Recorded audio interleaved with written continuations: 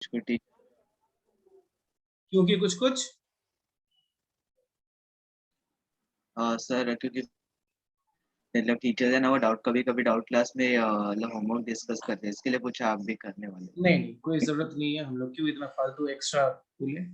Better है कि आप लोग हम लोग क्लास में ही करेंगे, और डाउट क्लास में आपकी डाउट्स प्लस एक्स्ट्रा कुछ देखेंगे अगर होगा तो। ओके। और जल्दी ही, बहुत जल्दी, जैसे कि आज से आपकी जो भी वीडियो लेक्चर होंगे सब मैं अपलोड करने वाला हूँ, मैं खुद ही। और वैसे ही जल्दी ही एनटीएससी के लेक्चर्स भी आपके स्टार्ट हो जाएंगे, प्लानर बन रहा है। जल्दी ही मतलब थोड़ा सा करके फिर आपको दे दिया जाएगा। ओके, चलिए ठीक है, तो स्टार्ट करते हैं। तो नेक्स्ट डे का होमवर्क ये आप याद रखिए, आप सब करके आना। गौरव महेश कुछ बोलना है आपको? डाउट है सब्जेक्ट, कौन सा डाउट है? ये सब्जेक्ट में डाउट है। नेक्स्ट डे करें, वही इसलिए तो बोला ना, नेक्स्ट डे करते हैं सब्जेक्ट ऑब्जेक्टिव के डाउट्स। अच्छा, मतलब डाउट क्वेश्चंस में है ना? हाँ सर, डाउट मतलब आप एक क्वेश्चंस में डाउट। हाँ, तो इसलिए वो नेक्स्ट डे, इसलिए तो बोला ना नेक्स्ट डे वो डिस्कशन करेंगे। चलेगा आप लोगों को? हाँ आज नया चैप्टर स्टार्ट करते हैं, विच इज पॉलिनोमियल्स। कंप्लीट कर लिया हम लोगों ने, तो अगला चैप्टर कौन सा होगा बताओ? Linear equation. लीनियर इक्वेशंस इन टू वेरिएबल्स। और किसी का स्कूल में एग्जाम है तो, अगर है भी तो linear equation in two variable ये मैक्सिमम है ना, यही तक आ रहा है ना? नहीं सर, सर रायन में ट्रायंगल्स भी आ रहा है, ट्रायंगल्स और ये भी आ रहा है, ट्रायंगल्स और प्रोबेबिलिटी। सर पर वो अगले मंथ के एंडिंग में है। ओके, अगले मंथ के एंड में आएगा ना, कोई बात नहीं। तो अभी तो मतलब सर लीनियर 30 इक्वेशन। जुलाई को एग्जाम। हाँ सर 30 या उसके आसपास ही जुलाई को।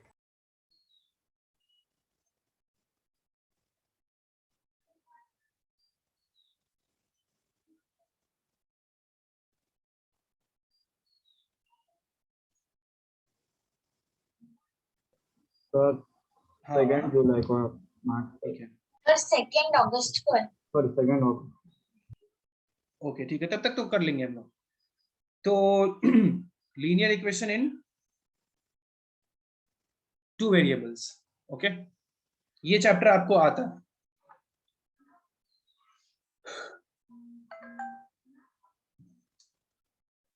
मतलब बहुत इजीली आप कर पाओगे।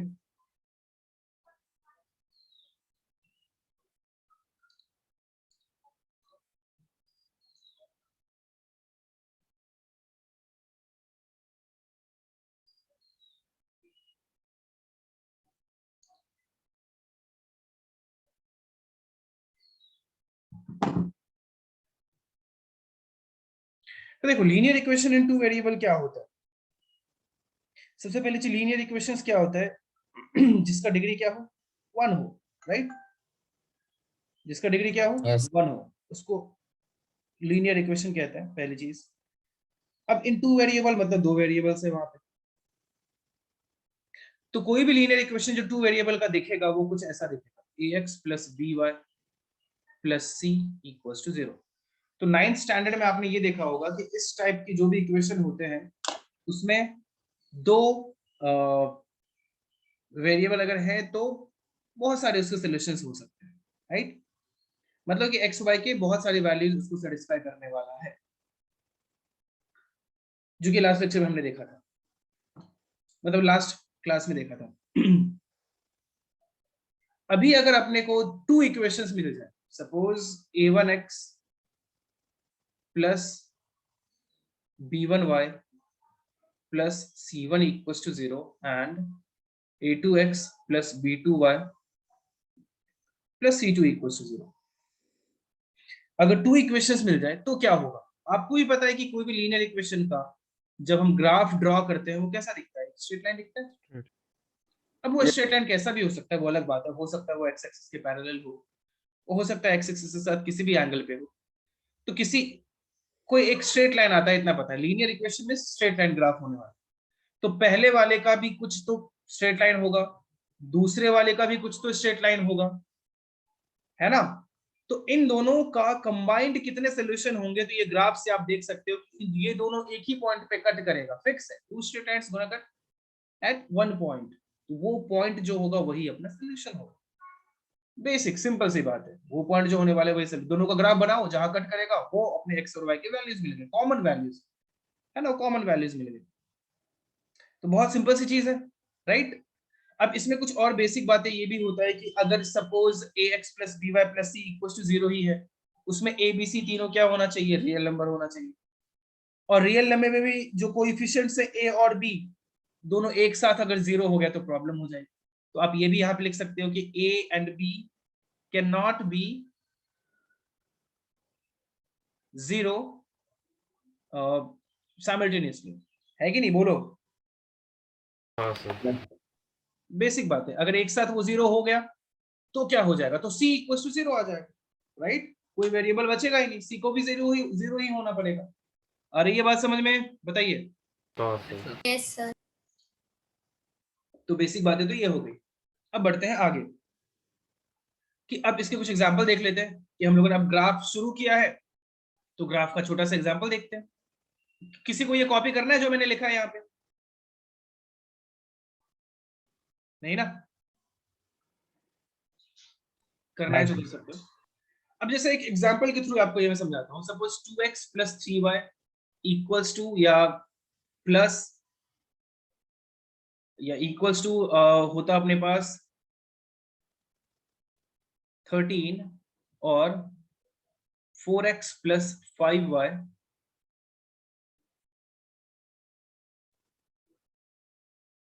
होता। तो इनको सॉल्व कैसे करते हैं, ओके। तो देखो, सबसे पहला काम ग्राफ ड्रॉ करते हैं। इसके लिए हम लोग देखते हैं, अब बचपन में याद है ना, मतलब बचपन में लास्ट जब स्टैंडर्ड 9th में थे तब x और y ऐसे टेबल बनाते थे, x से कुछ वैल्यूज लेते थे। Suppose x is 0, so y gonna be equals to, क्या मैं डायरेक्ट 13/3 लिख दूं, कोई दुख तो नहीं होगा किसी को। x 1 हुआ तो y कितना हो जाएगा बताओ, 11/3। x अगर 2 हुआ तो y कितना होगा, 3। और x 3 हुआ तो y कितना होगा, 7/3। 7/3। तो 2 पॉइंट्स इनफ होते हैं वैसे ग्राफ ड्रॉ करने के लिए। कोई भी 2 पॉइंट मिल गया, दोनों को ज्वाइन करा दिया, ग्राफ मिल गया। क्या ऐसा ही होता है, हाँ सर। राइट। सेकंड वाले को भी देख लेते हैं। सेकंड वाला कैसा हो जाएगा, कुछ ऐसा हो जाएगा। और इसमें भी कुछ x और y के वैल्यूज होंगे। वापस से x में 0 रखता हूं तो y कितना हो जाएगा, 23/5। और अगर x में 1 लेता हूं तो y कितना हो जाएगा, 19/5। इतना करने की जरूरत नहीं है, फिर भी मैं कर दे रहा हूँ। x 2 लोगे तो कितना हो जाएगा, 3। तो आपको सोल्यूशन तो दिख गया, 2,3। हाँ। x 3 ले लिया तो y कितना हो जाएगा, 11/5। तो क्या करेंगे, इनका ग्राफ अब ड्रॉ करना है। तो ये रहा x एक्सिस, ये रहा y एक्सिस। तो पॉइंट सब लेना है पहले वाले के लिए, 0,2/3। सो दिस इज 0 1 2 3 4 5। और इधर भी 1 2 3 4। मैं नेगेटिव में इसीलिए नहीं जा रहा हूं क्योंकि कोई वैल्यूज नेगेटिव में है ही नहीं। सो x 0 y 23 सॉरी कितना है, 13/3। 13/3 कितना होगा, 4 पॉइंट समथिंग है ना। तो y कुछ इधर होने वाला है। तो ये पहला पॉइंट हो गया। सेकंड वाला 1,11/3, 1 पे 11/3 अराउंड क्या, 2 पॉइंट समथिंग, 0.6. अच्छा 3, हाँ सॉरी 3 पॉइंट समथिंग। तो कितना हो जाएगा इधर के, राइट। और थर्ड वाला 2,3, 2 पे 3 है और 3 पे 7/3। सो अगेन हाँ 2 पॉइंट समथिंग। तो हाँ बोलो, 23/5 ना, 0 और 20 उसमें 4.6 आता है। 13/3 में कितना आता है, 4 पॉइंट समथिंग ना, 4.6 4.6 आएगा, 4.3 आएगा। सर मुझे 6 आया, 4.6। तो So, कितना, 4.3 आएगा। सर वो 23 है ना, 0 और 23/5। this is of the second equation, we are drawing for first equation. என்னடா कंफ्यूज, क्या सोया नहीं था क्या रात में? नहीं सर, वो मैं सेकंड इक्वेशन का कैलकुलेशन कर रहा कोई था। बात नहीं, होता है, कोई दिक्कत नहीं। अभी समझा ना? हाँ हाँ सर, समझा समझा। ये फर्स्ट वाले का हो गया। सो this is of 2x + 3y = 30। अब सेकंड वाले का देखते हैं। 4x + 5y = 23 का ड्रॉ करके x 0 तो y 23/5। So 23/5 means what? Sir 4.6। इसकी, हाँ, तो ये थोड़ा सा ऊपर करना पड़ेगा, इधर कहीं होने वाला है, राइट? यहाँ कहीं आएगा, बताइए। Yes sir. और x1 तो y 19/5। सो 19/5 अगेन थोड़ा 3.8 3.8। 3.8 कुछ इधर आएगा। मतलब इतना परफेक्ट तो मैं नहीं बना पाऊंगा, आपको ही पता है, तो देख लेना, फिर भी समझ जाना आप। नेक्स्ट 2,3 वो तो यही आने वाला है यार, इसको थोड़ा ऊपर कर देते ना, समझ जाना। और नेक्स्ट कौन सा है? 3,11/5। 3 पे 11/5 कुछ आएगा 2.2 तो कहाँ लूं? इधर ले लेता हूँ, बट 3 पे लिया है ना, मतलब समझ जाना, ठीक है? उनको प्लॉट कर देते हैं, तो वो इस पॉइंट पे कट हो रहा है, तो यही अपना सोल्यूशन। बिल्कुल, बहुत ज्यादा दिमाग लगाने ही नहीं, ग्राफिकल मेथड मिल गया अपने को। ये आपके सिलेबस का सबसे आसान चैप्टर, ठीक है? Linear equation in 2 variable.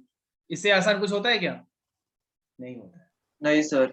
सबसे इजी चैप्टर है ये। ग्राफिकल मेथड खत्म। आया सबको समझ में? अब किसी को ये कॉपी करना है तो कर डालो, किसी को करना है मतलब नहीं, कॉपी करो चुपचाप, ये वाला होना चाहिए कॉपी, सिलेबस में है, आता है फिर भी।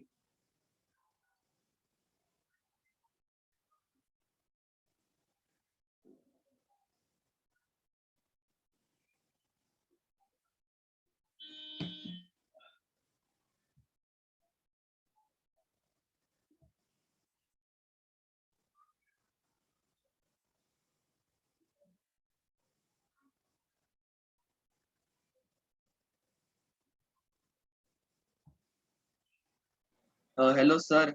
हाँ सर। सर जिस पॉइंट में वो इंटरसेक्ट हो रहे हैं, वो आंसर है ना? हाँ बिल्कुल। हाँ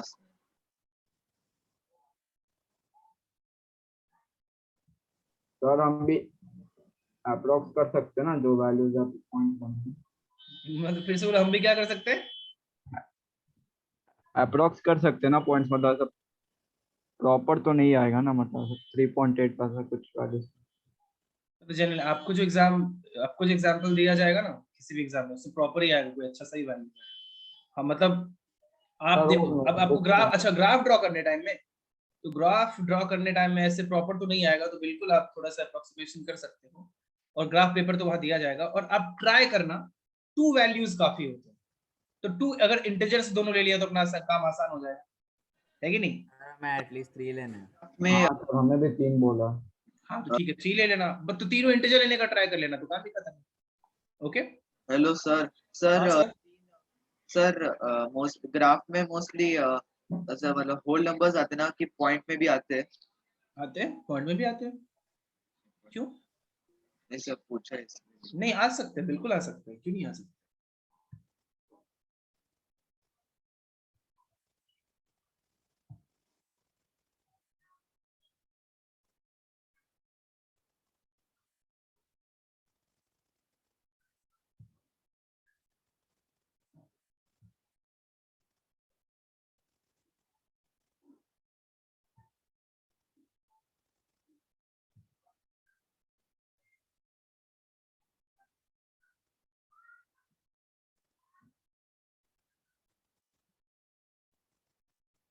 हो गया सर।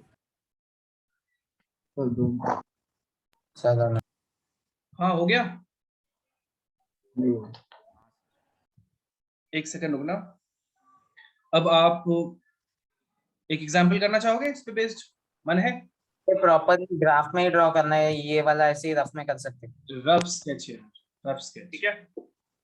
पर अभी आप क्लास ग्राफ में लेक्चर करना कहाँ है। तक? Sir you are on mute. Sir आप म्यूट हो।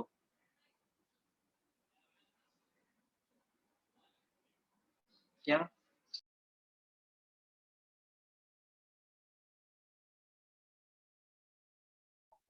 हाँ तो एक एग्जाम्पल करते हैं। सर आप म्यूट थे। अभी भी म्यूट हूँ कुछ भी? अरे नहीं मतलब पहले आप म्यूट तो आई मीन पहले आप कुछ तो इशारे करे पर समझ नहीं आया। नहीं, इशारा ये कर रहा था कि 2 मिनट रुको, मुझे पता है मैंने ही म्यूट किया है, कुछ काम कर रहा है वो ओके ओके ओके ओके। सो एक छोटा सा एग्जांपल करो, छोटा ही होगा, इसमें क्या होगा, बहुत जल्दी करना बेटा। 5x plus 3y equals to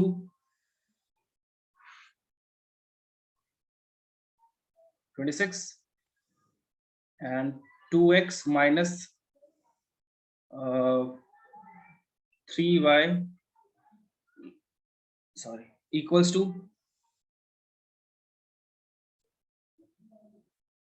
2। Graphical method से करना है, मिल गया। पता है मुझे, मिल गया, मुझे पता है आंसर, सबको पता है, बट फिर भी ग्राफ पे शो कर दो ना, जल्दी करना, मतलब 2 मिनट में कर दो ताकि आपका थोड़ा प्रैक्टिस हो जाए सब लोग।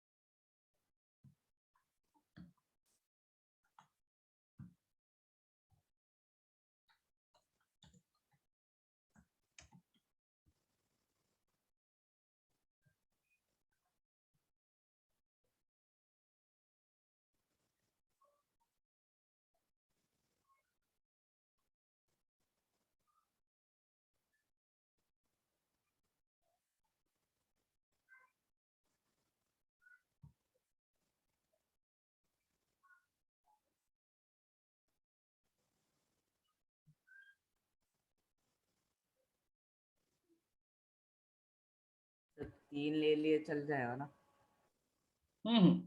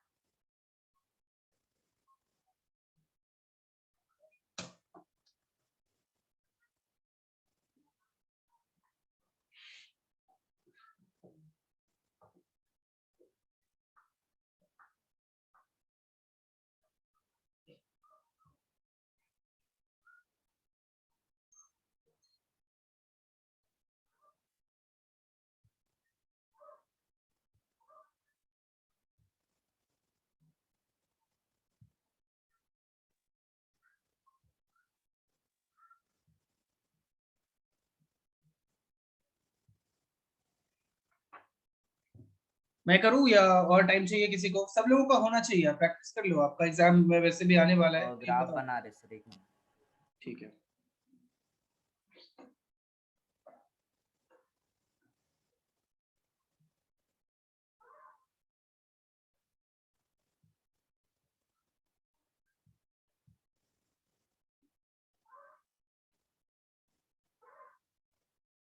हो गया सर। ओके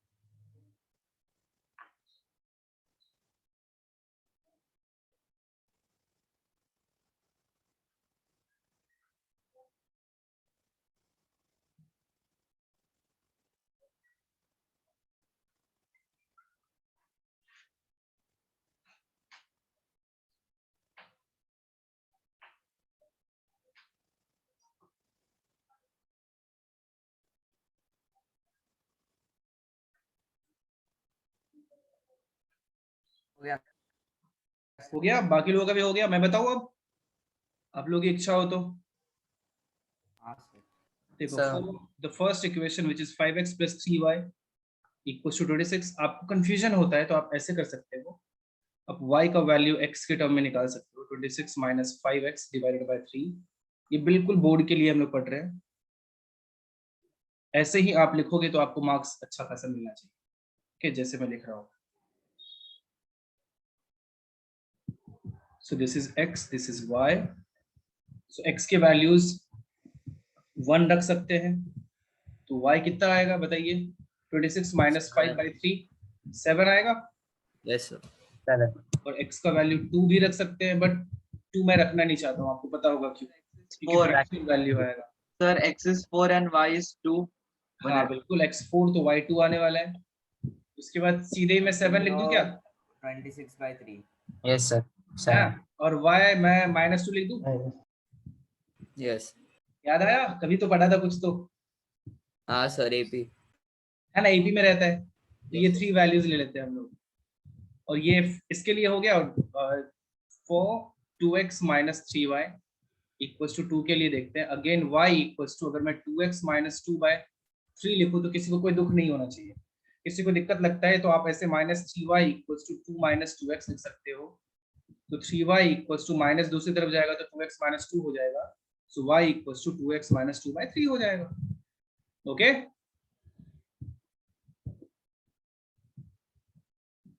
तो ये 2x माइनस 2/3 हो गया। अब इसका भी आपको ऐसा टेबल बनाना पड़ेगा। 1/0 दिस इज 4/3 x, सर उधर this is -3 सर y आएगा का ना, -3 आएगा। 7 comma minus. Yes sir. Yes, sir. किधर, मतलब इधर? सर वो फर्स्ट वाले में सर फर्स्ट -3। वाले में हाँ हाँ हाँ हाँ Sir, 2 minus 5 sir. हाँ, 2 माइनस 5 इस कितना हो जाएगा? -3 ना। Minus. और फिर x इधर क्या क्या रख सकते हैं? मैं तो 0, मैं तो 1 रखता हूँ। वापस से 1 रखूंगा तो y कितना आ जाएगा? 0 आ जाएगा, राइट? Yes. और उसके बाद x क्या रख सकते हैं? वापस 4 ही रखना पड़ेगा। 4/2 आपको तो पता भी है इंटीजर 1 चाहिए, बाकी आप उसमें कोएफिशिएंट ऐड करते जाओ, है कि नहीं? एक ही तो इंटीजर चाहिए, कोएफिशिएंट ऐड करो, x में y का कोएफिशिएंट ऐड करो, दूसरा इंटीजर मिल जाएगा। तो y में फिर सब्ट्रैक्ट करना पड़ेगा x का, तो क्या -2 हो जाएगा? नहीं यार, गलत कर दिया कुछ क्या? करेक्ट है। 2 आना चाहिए ना। 2 2 मुझे दिक्कत लग रहा है। हाँ, 2 आना चाहिए। x 1 पे y 0 हो रहा है और x 4 पे y 2 हो रहा है। रियली? हाँ, -3 करेंगे ना। Correct है, सही है, sir. सही है। फिर x एक और चाहिए तो 7 ले लेता हूँ। y कितना? 4 हो जाएगा, बताइए, सही है? और हाँ हाँ सर। तीनों मिल गया। अभी अपने को ग्राफ चाहिए, तो ग्राफ के लिए तो जगह है ही नहीं, जगह बनाते हैं। क्या सबको दिख रहा है ना? इतना काफी है। हाँ सर।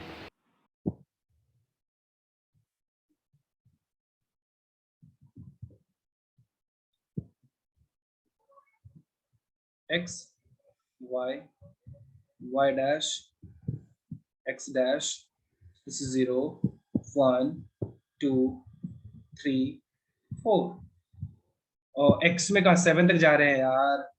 5, और थोड़ा और करना पड़ेगा। 6 7 तक ही जा रहे हैं ना? हाँ 7। y एक्सिस भी उतना ही 7। और y में कहाँ तक जा रहे हैं? y भी 7 तक। गलती हो गई यार मेरे से। 3 4। क्यों गौरव, नींद आ रही है क्या? नहीं सर।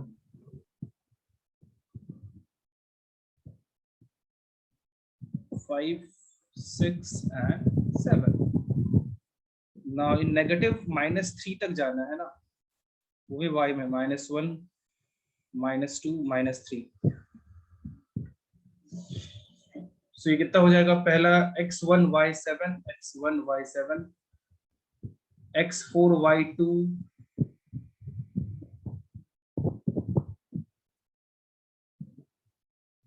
और x7 y -3।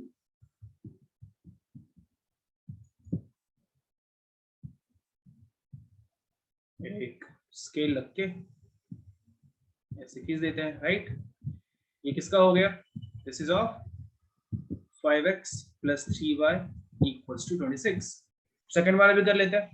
x1 y0 means यही, x4 y2, ओ टफ था थोड़ा ये ढूंढना, x4 y2, और x7 y4। वो नीचे से आएगा हाँ हाँ, -1। सही होगा ना? सही है, सही है। ग्राफ तो सही नहीं बना ना, तो समझ गए ना तुम लोग? तो इस तरह से ये सबसे आसान चैप्टर अपना शुरू होता है, और ये पॉइंट ही इधर मैं मूव कर देता हूँ।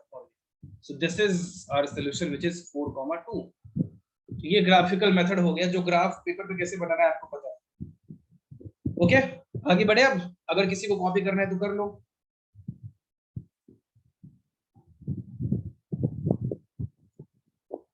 सर सारे पॉइंट्स लिखना है ना, मतलब वहाँ पर मार्क किया वहाँ पे जो कोऑर्डिनेट लिखना है ना, मतलब 2,3।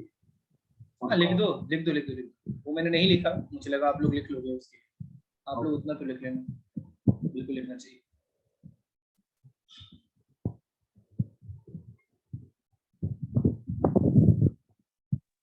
सर एग्जाम में वो ग्राफ के लाइन के साथ इक्वेशन लिखना ऐसे कंपलसरी रहता है?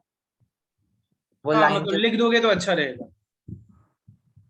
ओके कि ये उसका इक्वेशन है, या उसको और अच्छा आपको दिखने के लिए चाहिए कि कैसे लिखूं कि और अच्छा दिखे, तो ऐसे कुछ लोग लिखते हैं, उसके पैरेलल लिख देते हैं ऐसे। मतलब मैं कैसे लिखूं पता नहीं, सर समझे ना? समझ गए।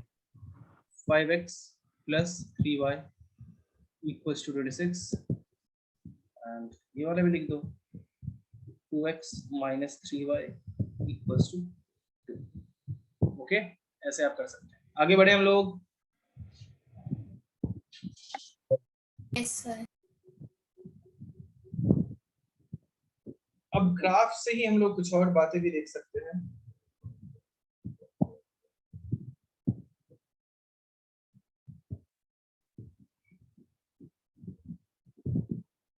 ठीक है, अब ग्राफ देखो किस टाइप का हो सकता है। या तो ग्राफ एक पॉइंट पे कट कर सकता है, या तो graph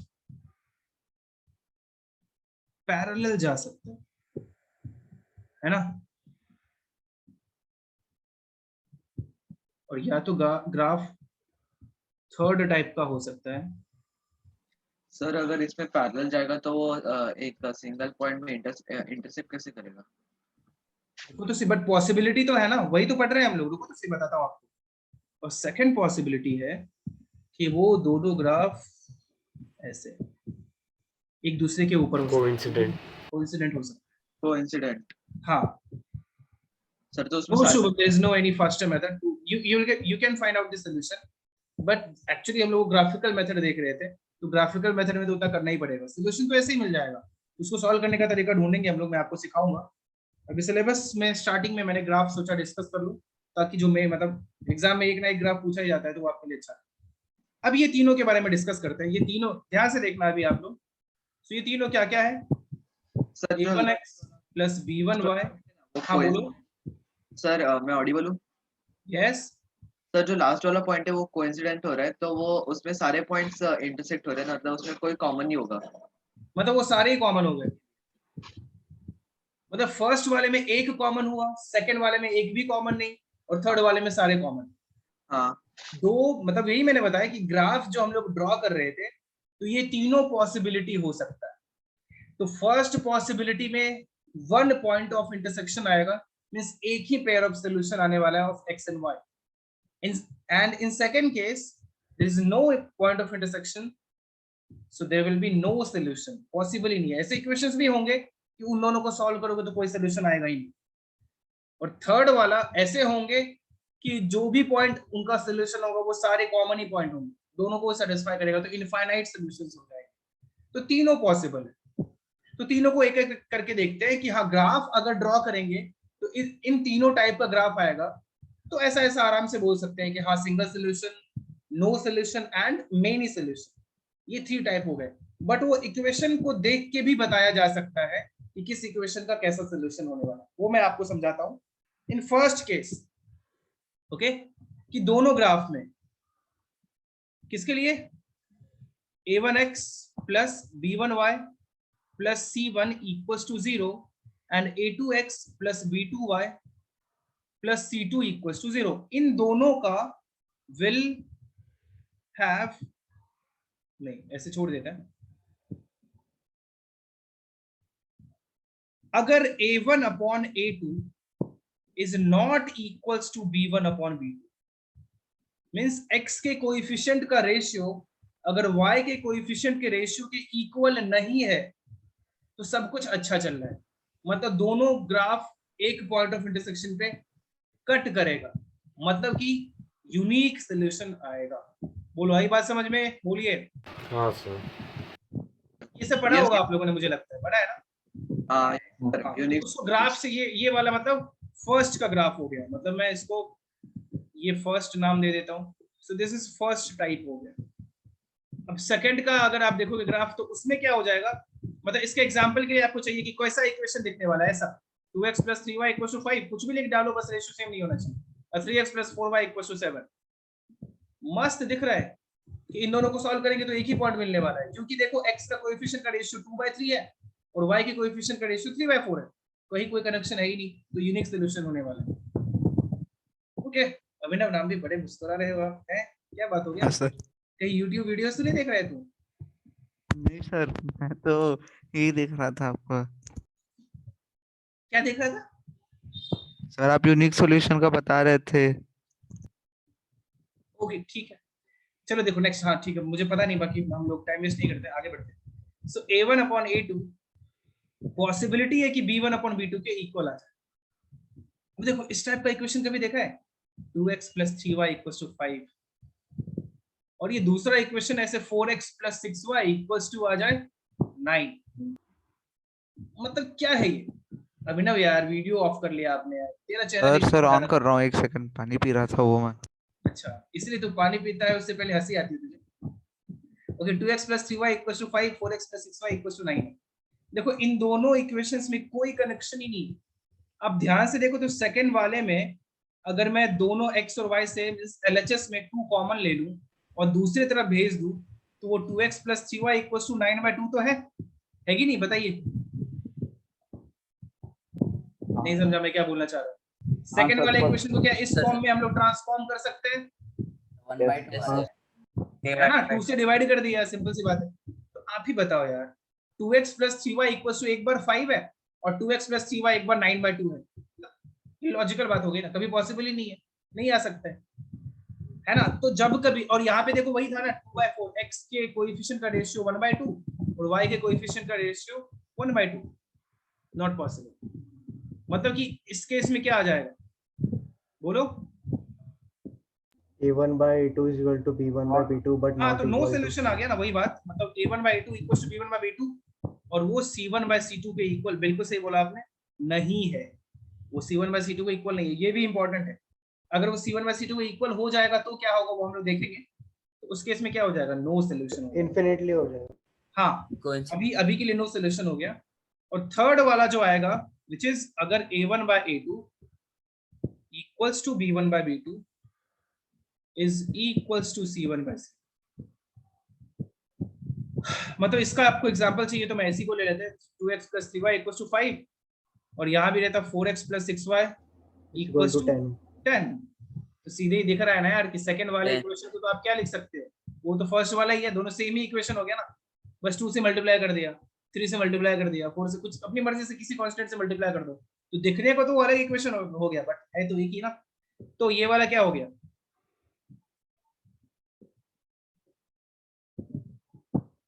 Infinite solution. Infinite solution. एक second,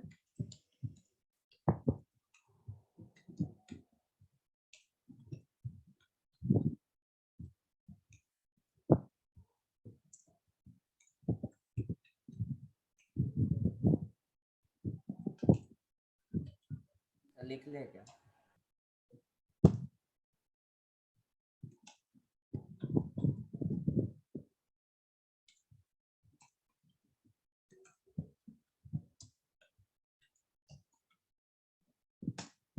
hello Arushi, Yes, sir. मैंने आपको एक मैसेज भेजा है, पढ़ लो एक बार। सो a1/a2 = b1/b2 = c1/c2, अगर तीनों इक्वल हो गए तो क्या हो जाएगा, मतलब यहाँ पे इनफाइनाइट सॉल्यूशन हो जाएगा। ओके, आई बात समझ में? हाँ सर। सबको मक्खन की तरह समझ में आया ना? Yes sir. ये कहानी थी, ये हम लोगों ने देखा कि तीनों ग्राफ से रिलेट करके कि ग्राफ कैसा दिखेगा अगर यूनिक सोल्यूशन आएगा, नो सोल्यूशन आएगा, इनफाइनाइट सोल्यूशन आएगा। तो यहाँ पे एक और टर्म होता है जो मैं इसके बाद लिख दूंगा, अभी के लिए आप ये कॉपी करो पहले। हेलो सर, मुझे हाँ एक सर, बोलिए ना क्या डाउट है।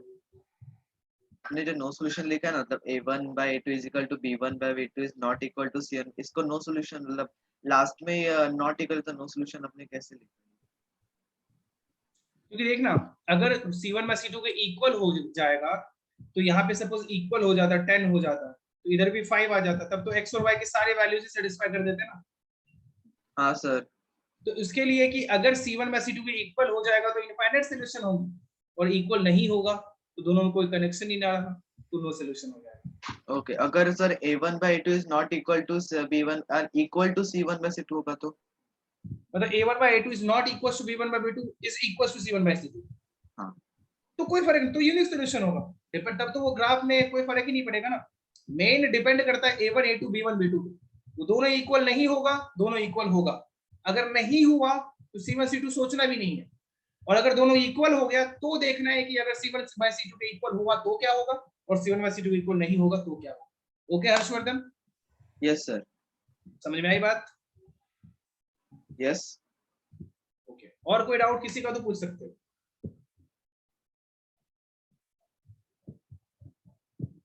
नहीं ना? जल्दी लिख लीजिए।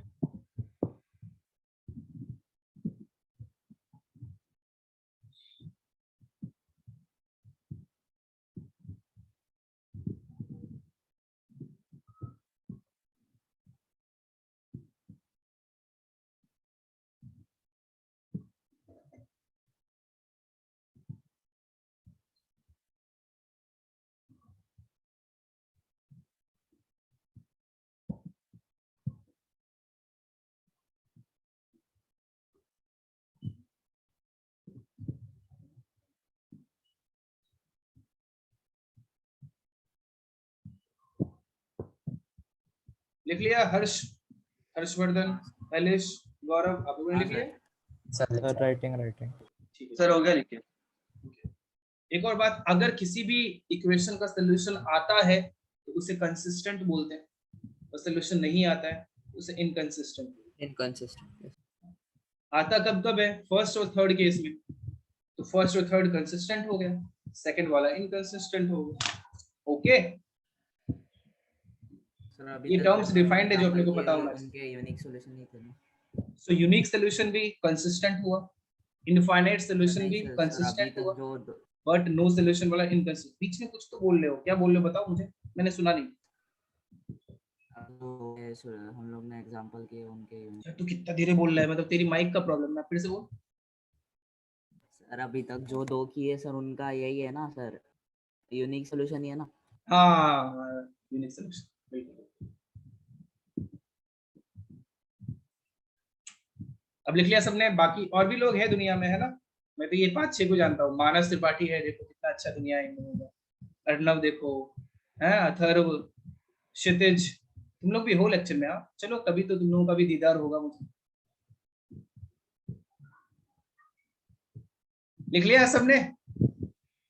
सर मुझे एक डाउट था, अगर दो लाइंस y इक्वल्स टू 1 और y इक्वल टू 2, ये दो लाइन तो पैरेलल होंगे ना सर, तो बट 0/0 अगर हम ये रेशियो निकालने की कोशिश करें, 0x + y इक्वल्स टू 1, वैसे ही दूसरे इक्वेशन बिल्कुल पर सही भी हो। डाउट आया आपका। तो देखो, ये उन केसेस की ही बात कर रहे हैं जब a1 b1 c1 a2 b2 c2 सब 0 के इक्वल नहीं। ओके, ये उस केस में बात कर रहे हैं ओके कि सर। 0 के इक्वल। सर एक बार आप फिर से रिपीट कर सकते हो, अभी आपने क्या बोला? जैसे इसने बहुत अच्छा डाउट पूछा कि अगर ऐसा हो जाए y इक्वल्स टू 1 और y इक्वल्स टू 2, इस केस में तो 0x + 1y + 1 इक्वल्स टू 0 है। 0 तो मतलब ये 0/0 आ गया, जिसके बारे में हम लोग अभी नहीं, बहुत बाद में पढ़ेंगे कि 0/0 होता क्या है। तो 0 की बात ही नहीं कर रहे हैं हम लोग। तब बात कर रहे हैं कि ये सब एक मतलब non zero number, non zero real number. Okay okay sir. Sir तो C1 और C2 के लिए भी वही होगा ना जो। बिल्कुल। A1 B1 C1 A2 B2 C2 तीनों के लिए पता है।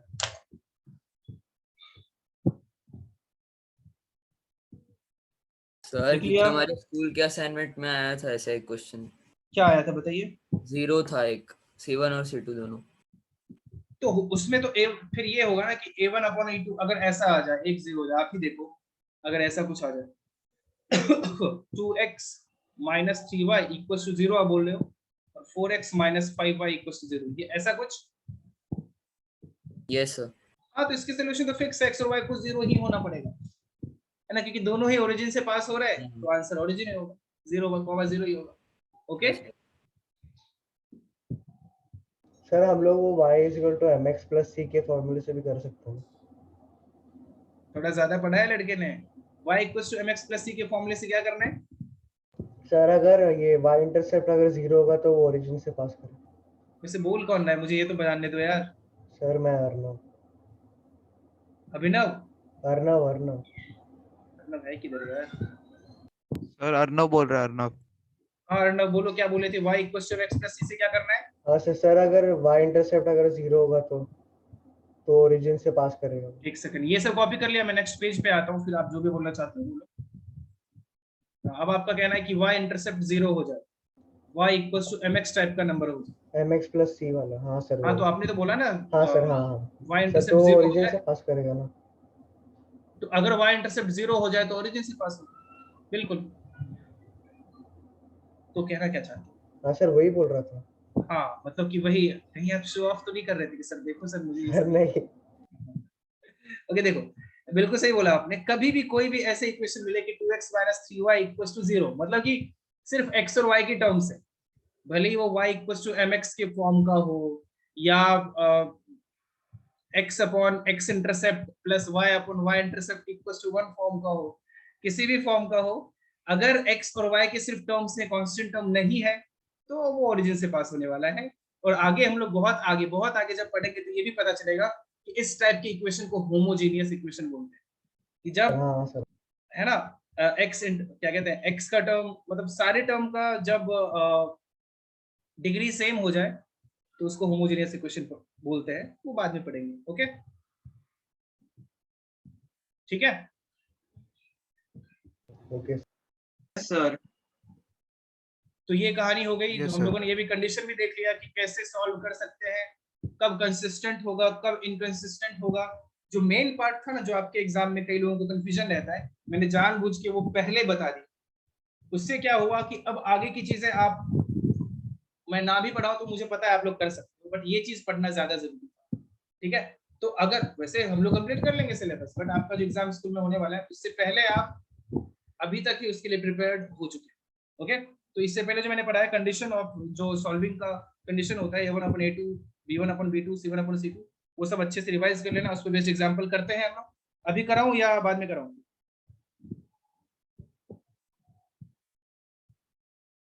कुछ बोलूं?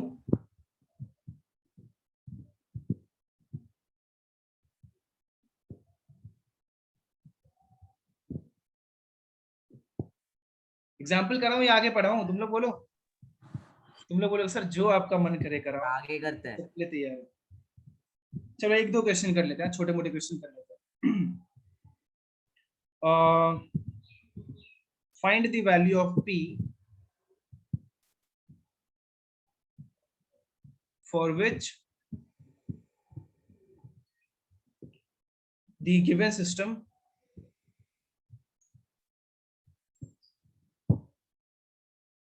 of equation has only one solution, या उसी को यूनिक सोल्यूशन भी बोलते हैं। and the equations are px minus y equals to 2 and 6x minus 2y equals to 3.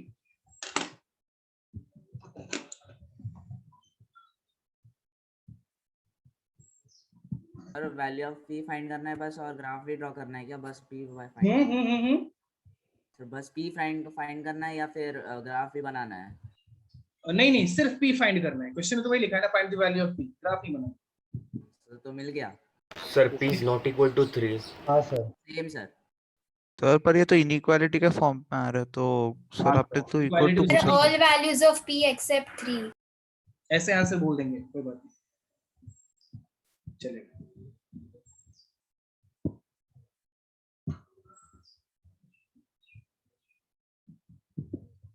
सो कैसे करेंगे? यूनिक सोल्यूशन के लिए क्या होता था? a1 upon a2 1 by v1 is not 1 by a2 not equals to b1 upon b2. 1 by v2. हाँ, तो p upon 6 cannot be equals to 1 by 2 और -1 by -2 लिख दो। So p equals to 6 by 2. So p cannot be equals to 3. तो and में क्या आप add करोगे? t equals to all real numbers except 3. आई बात समझ में?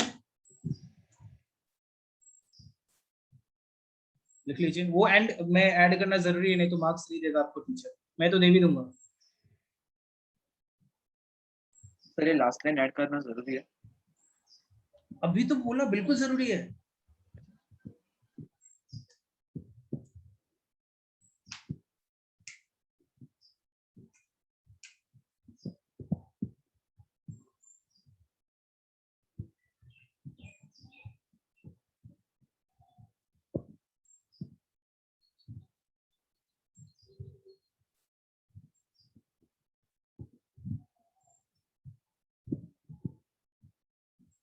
हो गया? लिख लिया?